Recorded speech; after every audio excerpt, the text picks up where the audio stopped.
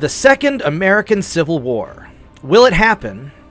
And what would happen if it does occur? Hello everyone, I'm Bobtheorc, and welcome to yet another unpleasant conversation. But first, I want to plug my website. Guys, check out Bobtheorc.com if you like what I'm doing. Sometimes I post my thoughts that are maybe inappropriate for broader internet, for social media. I'll put my private thoughts up there. And there's also ways for you to contact me directly. And also, on my website, I'm giving away Dad's book for free. My dad is a PhD economist. He's retired now. He's taught at 6 universities around the world. He used to work for the Federal Reserve Bank. He worked on Wall Street. Guy knows his stuff, and he's been predicting correctly a lot of these events for a very long time. And because the economy's falling apart, we're seeing record inflation, we've decided to give away his book in PDF format, How to Beat Inflation. So check it out, bobtheorc.com/books, and you can find it there.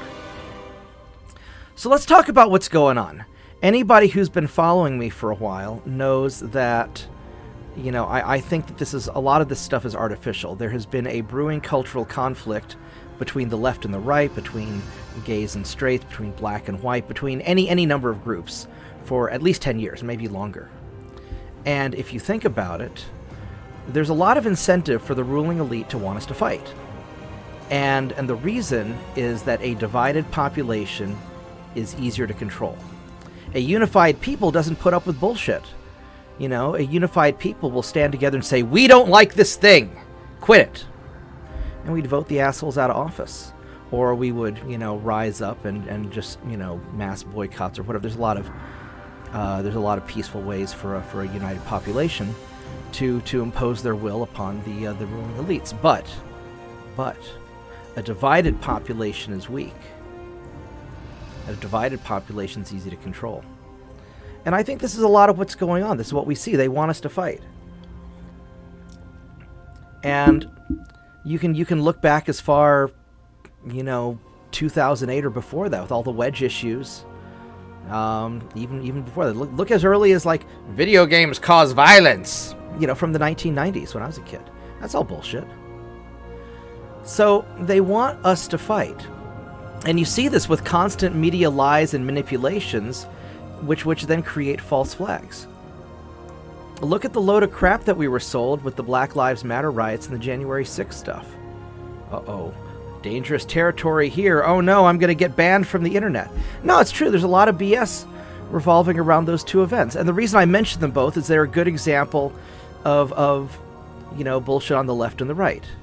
From talking to my BLM friends, they said that most of it was quite peaceful. Most people were peaceful, and it was generally out-of-town agitators, many of whom were suspected of being paid agitators, who would go in and start the riots.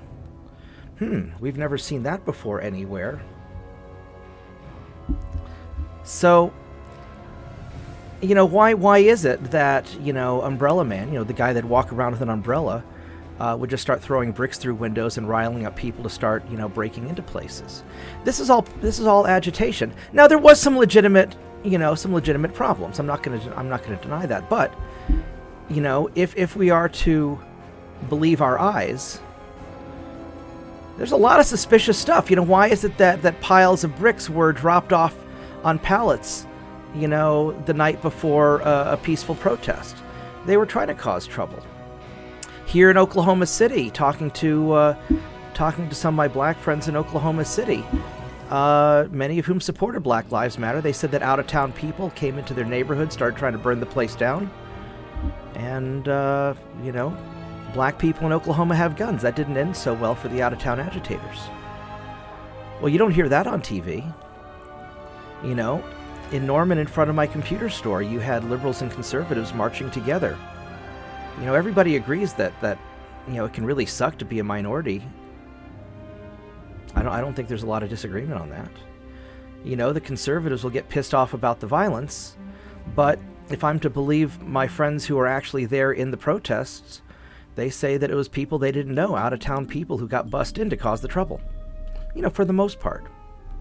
Well, that sounds a little suspicious.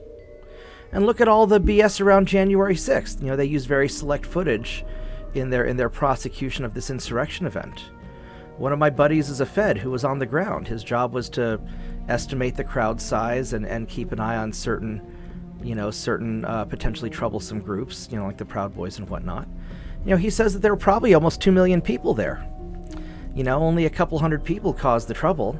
And he said that the initial people breaking into the Capitol looked very organized using military tactics, and they did this long before the Trump supporters even arrived. He says they broke in, went straight up to Pelosi's office, stole her laptop, and instigated some trouble so they could make a clean getaway. That sounds suspicious. You don't hear that on TV either. Liz Cheney's certainly not talking about that. Nancy Pelosi sure as hell isn't talking about that. Can you believe admitting that your laptop got stolen? Now, maybe this is all conspiracy theories. I don't know. I wasn't there. I have a firm rule that I don't participate in political events, and I don't, unless, I'll support my local friend for mayor or whatnot. I'll support my buddies, but I don't get involved in politics, not directly. And I don't want to be part of any protests or riots because they always seem to turn bad. Something weird always happens. Look at the recent thing with all those Patriot Front guys, getting arrested at the Gay Pride event. Those Patriot Front guys look like a bunch of feds. My Fed buddy says they look suspicious. There's a lot of weird stuff going on. So, I think that we're being manipulated. When I sit down and I talk to, my conservative friends or my liberal friends, we generally agree on most stuff. We want people to be free. We want people to be able to speak their mind. We want people to have good lives. We don't want to be oppressed by an authoritarian government. Most people are in agreement about most things. But if they can create these wedge issues and use lies and manipulation to create false flag events, they can get us fighting with each other. And then that blinds us with hate so we don't see what's going on. Well, what is going on? What's really going on? Well, we're seeing a big consolidation of wealth and power. This has been happening for a long time, but it's been accelerating, especially since COVID. But why is it that the mega wealthy are getting richer and everybody else, even the moderately okay, are getting screwed? I do okay for myself. I'm probably earning a quarter of what I used to earn. It sucks. I'll be okay. I live below my means, and I have other videos talking about that, about how you can do okay in a bad economy. But you see the elites consolidating their power, consolidating their wealth, and at the same time they're trying to disarm and impoverish the population. Look at all these school shooting events that they're trying to use as excuses to disarm the population. An armed, peaceful population has nothing to do with school shootings. Hell, the guy who went in there and stopped the most recent shooting in Texas, he wasn't even on duty. He was some Border Patrol guy who grabbed a shotgun from his barber and went storming on in and shot the guy who was killing all the kids while the police were standing outside doing nothing. Well, that doesn't fit the narrative, does it? No, taking away people's guns has nothing to do with it. Now, obviously, because I don't want to get banned from YouTube, you should never own guns. Guns are bad, and tragically, I lost all of my guns and all of my gold and all of my crypto in a tragic boating accident. It was very sad. I'm completely disarmed, so please don't come raid my house. No, seriously though, they want a disarmed and impoverished population because then people are too poor and busy working to do anything. Look at my friends in Russia. They're so busy working their ass off trying to earn ends meet that they don't have time to protest against stuff they don't like. Look at my working class friends even here in America. They've got to go to work all the time. This is why a lot of these events, shall we say, they either have to happen on the weekends or they happen, if there's paid agitators. But if you look at some of the stuff in Europe during the massive COVID lockdowns and all the French people started just, revolting on the weekends, well, it's on the weekends when they're not at work, and these guys were all screwed out of work anyway. So there's definitely a lot of funny business going on. The elites want us to fight, they're consolidating their power, and they want us to be too busy hating each other for us to notice the shenanigans that they're pulling. And so if a conflict does occur, if there is a civil war, it is not going to be the left versus the right. In many ways, the left and right are going to unify. It's going to be the elite plus their ignorant masses that they control through lies and manipulation, versus everybody else who doesn't put up with their BS. I mean, think about it. You know, I have a lot more in common with my lefty friends or my conservative friends than I do, you know, with, you know, George Soros or the Koch brothers or Bill Gates or any of these billionaire guys, Zuckerberg. I don't have anything in common with them. But I have a lot in common, you know, with just random people in my neighborhood. Even if we disagree on politics, I think the government should be bigger. I think the government should be smaller. I want higher taxes. I want lower taxes. I mean, that's very trivial compared to they're taking all of our stuff. They're taking away, they're printing up huge amounts of money, using it to buy up all of our property, driving up prices, and, you know, cutting back energy to impoverish people, you know, isolating people. You know, they want people to be isolated and easily manipulated. They want us to be viewing a TV screen and listening to their BS all the time. And that's dangerous. So what can we do to prevent this? Well, I've often talked about the three keys that control the world. I've made videos about it, and I'll put a link in the description below. To summarize it, you have energy, you have logistics, and you have communications.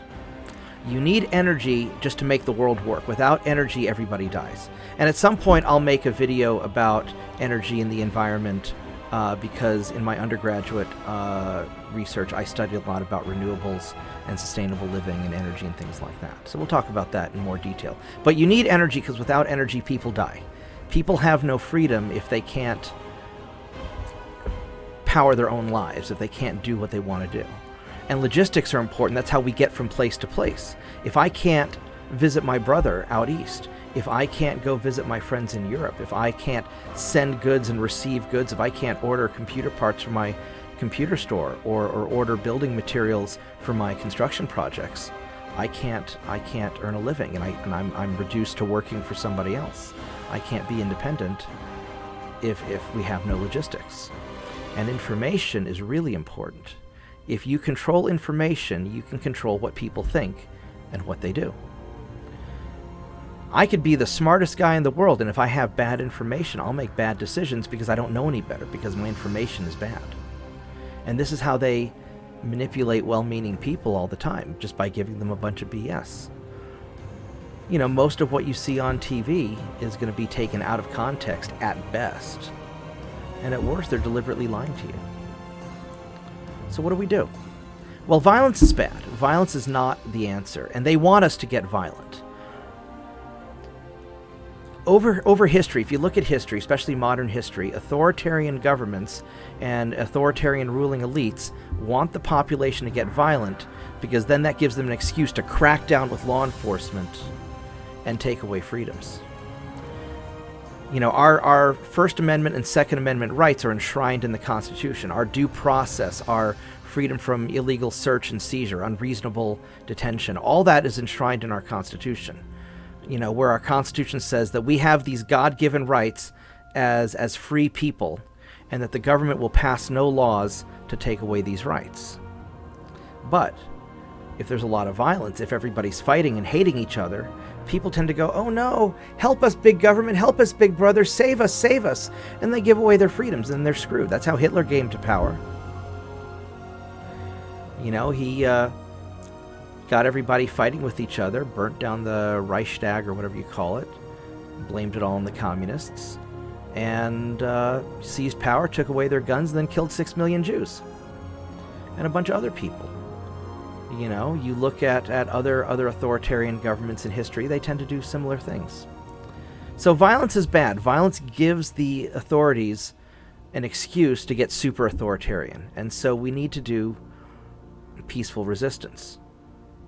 Also, violence always comes with it unforeseen consequences. Most of the people you would be fighting in a left versus right conflict are going to be people who would otherwise be your buddies if they hadn't been brainwashed by all the bullshit in mass media. You don't want to do that. These are all potential allies. And so the best thing you can do, really the only thing you can do, is focus on your local community, build good relations with people, and make something of yourself. Build up your own life, build up the lives of your friends around you, and build up your community. Because strong local communities, strong families, strong individuals are hard to manipulate. And you have to go out and talk to people. You can't just sit at home on TV. Video games are fun. I love playing video games. But you got to get out of the house, and you got to meet with people, and you got to talk to people and find out that you have more in common than just a couple of wedge issues that divide us. So I think the whole thing's a trap. I think that the ruling elite want us to fight, and they have no idea what would happen if a fight actually occurred. You know, people often talk about, oh, well, you can't fight a government that has, tanks and fighter planes and bombers. Well, I mean, traditionally what happens, and we've seen this all over the world, is that the ruling elite, the authoritarians, they can't be everywhere. They can't protect their families. This is why dictators always send their families to go to school out of country, because they don't want the rebellious opposition to go kill or kidnap their families. No, this will get really messy if this turns into a real fight.